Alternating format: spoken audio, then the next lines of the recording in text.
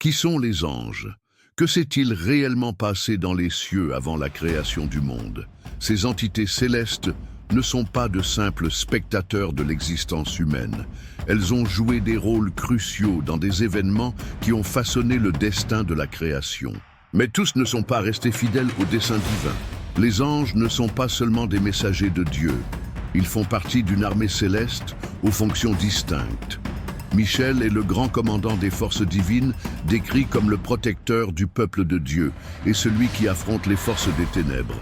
Gabriel, en revanche, apparaît comme le porteur de messages qui ont changé l'histoire de l'humanité, comme l'annonce de la naissance de Jésus-Christ. Mais tous les anges ne sont pas restés fidèles. Lucifer, autrefois connu comme le plus beau et le plus brillant des anges, a désiré ce qui ne lui appartenait pas. Son ambition a déclenché un conflit cosmique sans précédent, menant à une rébellion qui a ébranlé les fondements mêmes du ciel. Dans les textes apocryphes, d'autres anges apparaissent en jouant des rôles énigmatiques. Métatron, décrit comme l'ange le plus proche de Dieu, est associé à Enoch, qui aurait été transformé en être céleste après son passage sur terre. Raphaël, l'ange de la guérison, est mentionné comme un protecteur contre le mal et un guide pour les justes.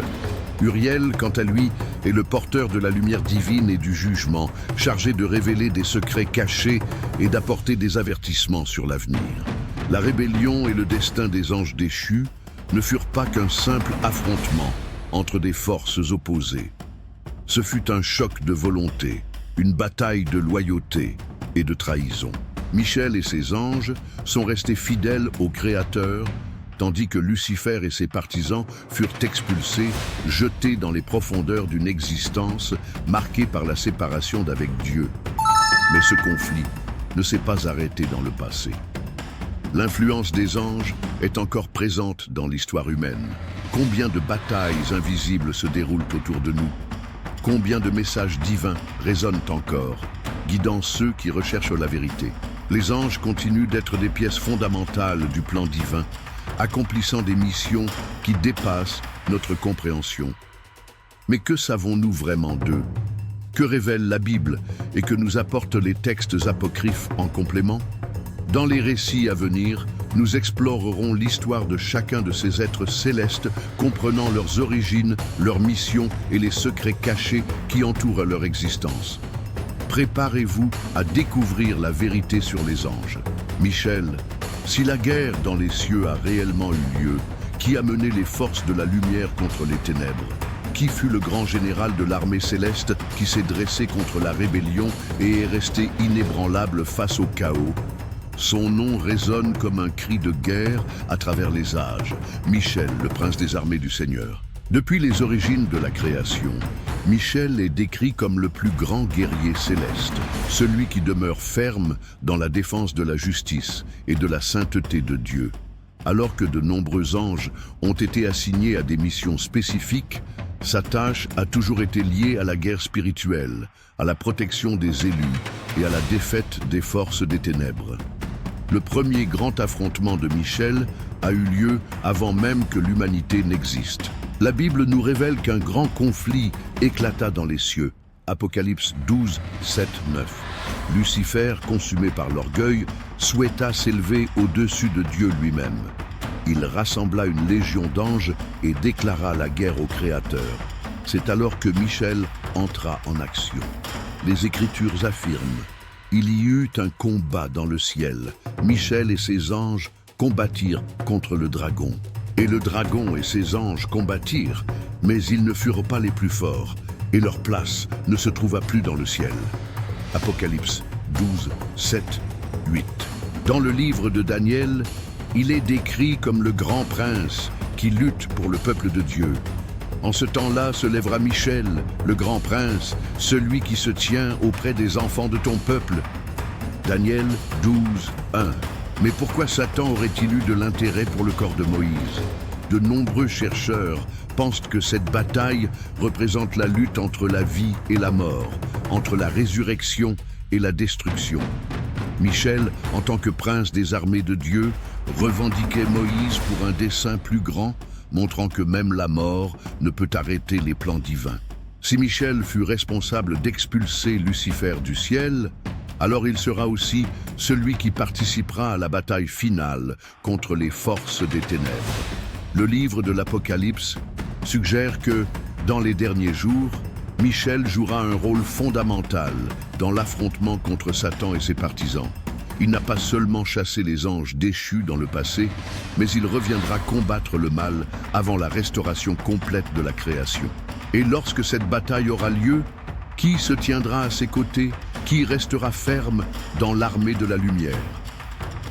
La figure de Michel continue d'inspirer foi et courage parmi les croyants. Il représente la force spirituelle contre le mal, la victoire de la justice sur les ténèbres et la protection divine pour ceux qui restent sur le droit chemin. Combien de batailles spirituelles affrontons-nous quotidiennement? Combien de fois nous sentons-nous entourés par la peur, le doute et les forces invisibles qui tentent de nous éloigner de la vérité? Michel continue de combattre et son épée n'a pas été rangée. Ceux qui invoquent l'aide de Dieu trouvent en Michel un symbole de résistance, de force et de fidélité au Créateur. Dans les prochains récits, nous découvrirons d'autres anges qui ont joué des rôles essentiels dans l'histoire céleste et humaine. Êtes-vous prêts à recevoir un message venu du ciel? Si Michel fut le grand commandant des batailles célestes, qui fut le messager envoyé directement par Dieu pour annoncer les événements les plus grandioses de l'histoire de l'humanité? Si les prophéties se sont accomplies, si des rois ont reçu des avertissements, si une vierge a conçu un enfant divin, c'est parce qu'un ange fut envoyé pour délivrer ces paroles directement de la bouche du Créateur. Cet ange est Gabriel. Mais qui est-il vraiment? Quelle est sa véritable mission? Et pourquoi ces messages ont-ils changé le cours de l'histoire à jamais? Maintenant, plongeons dans le parcours de celui qui a apporté des révélations qui résonnent encore aujourd'hui. Contrairement à Michel, qui apparaît toujours comme un guerrier, Gabriel se manifeste dans les Écritures comme le porteur de messages d'une extrême importance. Chaque fois que Dieu a voulu révéler quelque chose de grandiose à l'humanité, c'est Gabriel qui a été choisi pour transmettre cette parole. Mais quelle est l'importance de cela? Le rôle de Gabriel n'était pas seulement de livrer des messages, mais d'être le transmetteur de la volonté divine lors de moments cruciaux de l'histoire. Il ne parlait pas en son propre nom, mais portait la voix de Dieu lui-même. Gabriel dans le livre de Daniel, l'ange des révélations prophétiques. J'entendis la voix d'un homme au milieu de l'Ulaï. Il cria et dit, « Gabriel, fais comprendre à celui-ci la vision. » Daniel 8, 16. Il est l'un des plus hauts messagers du royaume céleste, chargé d'annoncer les événements qui changeront l'humanité. De nombreux siècles plus tard, Gabriel est apparu à nouveau, cette fois dans le Nouveau Testament. Zacharie, un prêtre, était dans le temple lorsque quelque chose d'extraordinaire se produisit. Une figure resplendissante apparut devant lui. C'était Gabriel, apportant un message qui allait changer l'histoire de la foi. « Je suis Gabriel qui me tient devant Dieu. J'ai été envoyé pour te parler et pour t'annoncer cette bonne nouvelle. » Luc 1, 19. Le moment le plus important, Gabriel, est l'annonce de la naissance de Jésus. L'ange entra chez elle et dit « Salut, toi à qui une grâce a été faite, le Seigneur est avec toi. Tu es bénie entre les femmes. » Luc 1, 28. Il montre que Dieu communique toujours avec son peuple, qu'il révèle ses plans et que rien ne se produit sans qu'il n'ait d'abord averti. Avez-vous déjà ressenti que vous receviez un message spirituel? Avez-vous déjà vécu un moment où vous avez eu le sentiment que Dieu vous parlait directement, apportant de la clarté au milieu des incertitudes? Peut-être que Gabriel était le porteur de ces paroles. Nous avons parlé de Michel, le grand guerrier céleste. Nous avons parlé de Gabriel, le messager divin. Mais qu'en est-il de celui qui a osé défier Dieu lui-même? L'ange qui était lumière, qui avait accès au trône céleste, qui marchait parmi les chérubins et détenait une gloire incomparable, et qui, par orgueil, est tombé dans l'abîme de la perdition? Lucifer. Maintenant, entrons dans l'histoire de l'ange qui est devenu le plus grand ennemi de Dieu et de l'humanité. Avant d'être connu sous le nom de Satan, Lucifer était l'un des plus beaux et puissants anges créés par Dieu. Son nom, Lucifer, signifie « porteur de lumière » ou « étoile du matin ». Il n'était pas un ange ordinaire.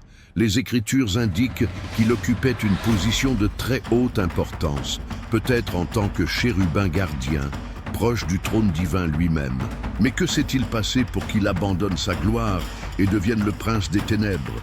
La réponse réside dans l'orgueil. Dans le livre d'Ézéchiel, il y a un passage que de nombreux théologiens pensent faire référence à l'origine de Lucifer. « Tu étais le sceau de la perfection, plein de sagesse et parfait en beauté. Tu étais en Éden, le jardin de Dieu, toute pierre précieuse était ta parure. » Ézéchiel 28, 12, 13. La Bible nous donne des indices sur ce qui s'est passé. Comment es-tu tombé du ciel, astre brillant, fils de l'aurore? Comment as-tu été jeté à terre, toi qui terrassais les nations? Ésaïe 14, 12. Et le dragon et ses anges combattirent, mais ils ne furent pas les plus forts, et leur place ne fut plus trouvée dans le ciel. Apocalypse 12, 7, 8. Il perdit sa place dans les cieux, mais sa guerre contre Dieu et contre l'humanité se poursuit encore aujourd'hui. Après sa chute, Satan est devenu le prince de ce monde. Jean 12, 31. Il utilise la tromperie, la séduction et le pouvoir pour éloigner les gens de Dieu. Il fut responsable de la tentation d'Ève dans le jardin d'Éden, introduisant ainsi le péché dans le monde. Genèse 3, Matthieu 4, 8, 9. Et ils seront tourmentés jour et nuit au siècle des siècles. Apocalypse 20, 10. La bataille entre la lumière et les ténèbres continue encore. Nous avons parlé de Michel, le commandant céleste, de Gabriel, le messager divin, et de Lucifer, l'ange déchu. Mais qu'en est-il de celui que peu osent mentionner? Métatron. Quel est son véritable rôle dans la hiérarchie céleste? Serait-il le scribe divin, le gardien du savoir sacré, ou peut-être quelque chose d'encore plus grandiose et méconnu? Préparez-vous, car nous allons maintenant dévoiler les mystères de Métatron, l'ange du voile et la voix du Très-Haut. Contrairement aux anges les plus connus de la Bible, Métatron apparaît uniquement dans les textes apocryphes et dans la tradition mystique juive. Son nom fait l'objet de débats théologiques depuis des siècles. Mais une chose est certaine, il est l'un des anges les plus puissants jamais mentionnés. La signification exacte de son nom est incertaine, mais certaines théories suggèrent qu'il pourrait venir du grec métatronos, qui signifie « celui qui est au-delà du trône », ou de l'hébreu, où il pourrait signifier « guide » ou « gardien ». Selon le livre apocryphe 3 Enoch, Métatron n'est pas né en tant qu'ange, mais en tant qu'homme nommé Enoch. C'est exact. Le même Enoch qui fut enlevé par Dieu et ne connut pas la mort. Après avoir été emmené au ciel, Dieu aurait transformé Enoch en un être céleste d'une puissance incroyable, lui donnant un nouveau nom et une nouvelle mission. Être le médiateur entre Dieu et les anges, être le gardien des secrets sacrés. Dans le Zohar, un livre essentiel de la Kabbale juive, Métatron est décrit comme l'ange le plus proche de Dieu, ce qui fait de lui le prince de la présence, c'est-à-dire celui qui se tient le plus près du Créateur. Métatron n'est pas un simple messager. Il est considéré comme le chef des anges et le plus élevé parmi les êtres célestes. Dans certaines traditions, il est l'auteur du livre de vie où sont enregistrées toutes les actions des êtres humains. D'autres croyances affirment qu'il est responsable du maintien de l'équilibre entre le ciel et la terre, et que sa voix est si puissante que même les autres anges ne peuvent l'entendre sans être consumés par sa gloire. On dit aussi qu'il fut l'ange qui guida le peuple d'Israël dans le désert, apparaissant comme une colonne de feu la nuit et une nuée le jour.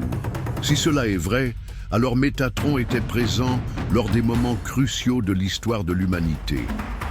Une des caractéristiques les plus impressionnantes de Métatron est sa position unique dans le ciel. Contrairement aux autres anges, il siège sur un trône aux côtés de Dieu, ce qu'aucun autre ange n'a le droit de faire. C'est pourquoi certaines théologies pensent que Métatron pourrait être une manifestation du Fils de Dieu avant son incarnation sur terre. Cela expliquerait pourquoi il est décrit comme l'ange le plus puissant de tous et celui qui partage la gloire divine. Mais cette théorie est controversée et reste débattue à ce jour. Si Métatron est réellement le gardien de la connaissance divine, quel sera son rôle dans l'Apocalypse? Dans les écrits kabbalistiques, on pense qu'il sera l'ange qui jugera les nations aux côtés de Dieu et qu'il aura un rôle essentiel dans le destin final de l'humanité. Certaines traditions mystiques affirment aussi qu'il aide ceux qui recherchent l'illumination et la vérité divine. Si cela est vrai, alors Métatron continue d'agir aujourd'hui, guidant ceux qui désirent se rapprocher de Dieu. Métatron peut rester un mystère, mais son pouvoir et son lien avec le divin sont indéniables. S'il était vraiment Enoch transformé, alors cela nous montre la récompense que Dieu accorde à ceux qui lui sont fidèles jusqu'à la fin. Que pouvons-nous apprendre de cela? Que la quête de la vérité nous rapproche du Créateur, que nos actions sont enregistrées dans le livre de vie, qu'il existe un dessein plus grand pour ceux qui placent leur confiance en Dieu. Dans les prochains récits, nous continuerons à révéler les mystères des anges et leur mission. Et maintenant, préparez-vous à plonger dans l'histoire du prochain ange, Raphaël, l'ange de la guérison et de la protection. Rapha. Son nom, en hébreu, signifie « Dieu guérit », un titre qui révèle déjà beaucoup sur sa mission divine. Contrairement à Métatron, dont l'origine est débattue, et à Lucifer, qui est tombé en disgrâce, Raphaël a toujours été un serviteur fidèle de Dieu, agissant comme un ange de miséricorde et de restauration. Mais quelle est sa réelle importance? Où apparaît-il dans les Écritures? Découvrons-le. Parmi les livres considérés comme sacrés, Raphaël est mentionné directement dans le livre de Tobie, trouvé dans la Septante, Bible des chrétiens orthodoxes et catholiques, mais non acceptée dans la version protestante. Dans ce récit, Raphaël prend l'apparence d'un homme nommé Azarias et accompagne Tobie, fils de Tobit, dans un voyage périlleux. Au cours de ce voyage, il protège Tobie des dangers, lui enseigne des secrets spirituels et au moment opportun, révèle sa véritable identité en tant qu'ange de Dieu.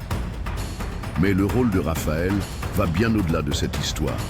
Raphaël est la guérison de Tobit. Tobit, le père de Tobie, était un homme juste, mais il devint aveugle à cause d'une mystérieuse maladie. À la fin de la mission, Raphaël enseigne à Tobie comment guérir son père, démontrant ainsi son rôle en tant qu'ange de la restauration. Ceci est l'un des plus grands symboles de sa mission, apporter la guérison divine à ceux qui souffrent, tant physiquement que spirituellement. Raphaël, le guerrier céleste. Mais Raphaël n'est pas seulement un ange de guérison, il est aussi un guerrier céleste. Dans le même livre de Tobie, Sarah, une femme pieuse, était tourmentée par un démon nommé Asmodée, qui avait tué 7 de ses maris avant même que leur mariage ne soit consommé. C'est Raphaël qui enseigne à Tobie comment vaincre le démon et libérer Sarah de cette malédiction. Cette histoire nous montre que Raphaël ne guérit pas seulement les maladies physiques, mais il libère aussi les âmes des forces spirituelles maléfiques. Si Raphaël a été envoyé pour protéger Tobie, guérir Tobit et délivrer Sarah d'un démon, cela signifie-t-il qu'il agit encore dans le monde d'aujourd'hui? Beaucoup croient que Raphaël continue d'aider ceux qui invoquent la guérison et la protection divine. L'avons-nous déjà ressenti sans nous en rendre compte? Dans les moments de maladie, de douleur et de désespoir, la guérison qui vient du ciel est-elle le reflet de la mission de ce puissant ange? Que ce soit dans le passé ou le présent, Raphaël continue d'accomplir sa mission céleste. Et maintenant, préparez-vous à découvrir un autre ange céleste. Dans les prochains récits, nous parlerons d'Uriel, l'ange de la sagesse et de l'illumination divine. Uriel. Son nom signifie « feu de Dieu » ou « lumière de Dieu », et ses fonctions célestes sont décrites dans des textes anciens qui ont été cachés au grand public pendant des siècles. Mais qui est réellement Uriel? Quel est son rôle dans le plan divin? Et pourquoi son nom a-t-il été effacé de certaines écritures? Contrairement à Michel et Gabriel, qui sont mentionnés directement dans la Bible, Uriel apparaît dans les textes apocryphes et dans les traditions juives et chrétiennes primitives. Dans les anciens manuscrits, Il est décrit comme l'un des 7 archanges qui se tiennent devant Dieu, chargés d'apporter la lumière à ceux qui vivent dans l'obscurité spirituelle et de révéler les secrets cachés des cieux. Mais pourquoi Uriel n'a-t-il pas été inclus dans les textes canoniques de la Bible? La réponse réside dans les mystères qui entourent ces révélations sur l'avenir de l'humanité. Le livre d'Enoch, l'un des écrits apocryphes les plus anciens, mentionne Uriel comme l'ange qui a révélé les secrets de l'univers au patriarche Enoch. C'est Uriel qui a enseigné à Enoch les mystères du ciel et de l'enfer, des étoiles, des cycles du temps et des jugements de Dieu sur le monde. Il a également été envoyé pour avertir l'humanité du grand déluge qui allait détruire les impies à l'époque de Noé. Uriel est un messager d'avertissement et de justice, un ange qui illumine le chemin des justes et révèle la vérité cachée aux élus. Le rôle crucial d'Uriel. Un autre rôle essentiel d'Uriel est décrit dans les textes apocryphes. Lorsque ces anges déchus ont enseigné des connaissances interdites à l'humanité, Uriel a été envoyé par Dieu pour consigner leurs transgressions et annoncer leur condamnation. Cela fait d'Uriel un gardien de la justice divine et un exécuteur des jugements de Dieu. Dans l'Apocalypse d'Esdras, 4 Esdras, un autre texte apocryphe, Uriel apparaît comme l'ange envoyé par Dieu pour répondre aux interrogations du prophète Esdras sur le destin de l'humanité et le jugement final. Il enseigne à Esdras sur la vie après la mort, le destin des justes et des impies, et les signes de la fin des temps. Cela fait d'Uriel un ange de révélation et de sagesse, guidant ceux qui recherchent la vérité. Si Uriel a révélé le déluge à Noé, les secrets célestes à Enoch et l'avenir à Esdras, se pourrait-il qu'il soit encore parmi nous, guidant ceux qui cherchent la lumière de la vérité? Beaucoup croient que Uriel continue d'agir comme un guide spirituel pour ceux qui veulent comprendre les mystères de Dieu. Prière pour le discernement et la paix divine. Si vous êtes arrivé jusqu'ici et souhaitez comprendre les desseins de Dieu pour votre vie, invoquez le Seigneur pour le discernement et la vérité. Prions au nom de Jésus. Nous déclarons que nos yeux sont ouverts, que notre âme est fortifiée et que ta paix habite en nous. Amen.